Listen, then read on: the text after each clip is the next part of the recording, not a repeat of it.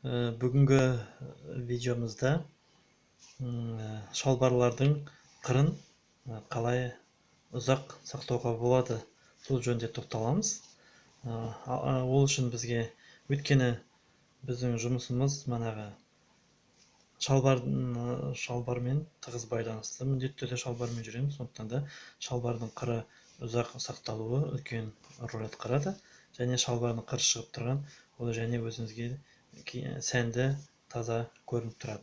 Енді шалбардың қырын ұзақ сақтау үшін біздер шалбарды теріс айналдырамыз. Содан кейін оның ішіне,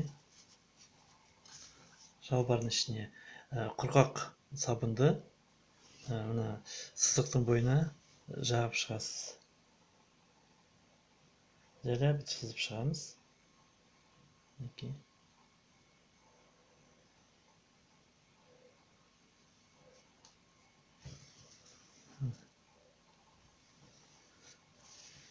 Екінші жағына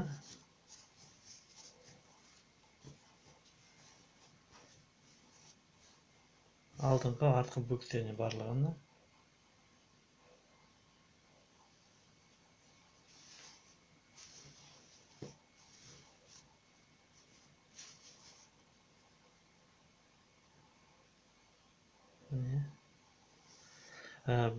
осы. Содан кейін шалбарымызды кері аударамыз.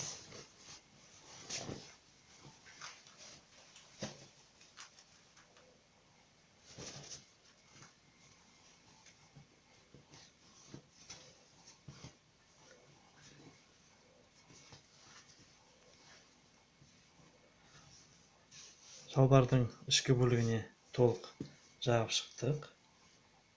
Содан кейін өтекпен басып шығамыз.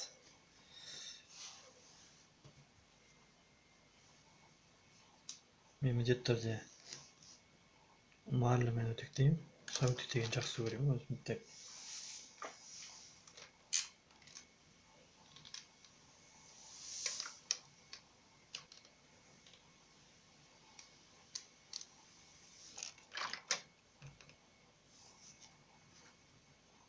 Мен тек қана қырын, шалбардың алдыңғы қырын көрсетіп жатырмын.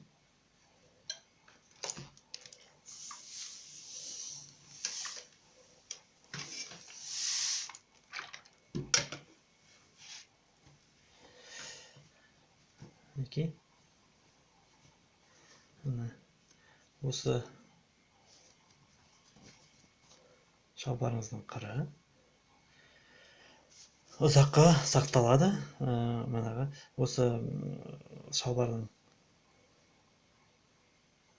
тегіс болып көрініп тұрады. Міне, өзім осылай шалбарларды осылай өтектегенде алдымен осылай істеп аламын. Сонда біршама өзінің формасын бұзбай осы күйі сақтап тұрады. Рахмет.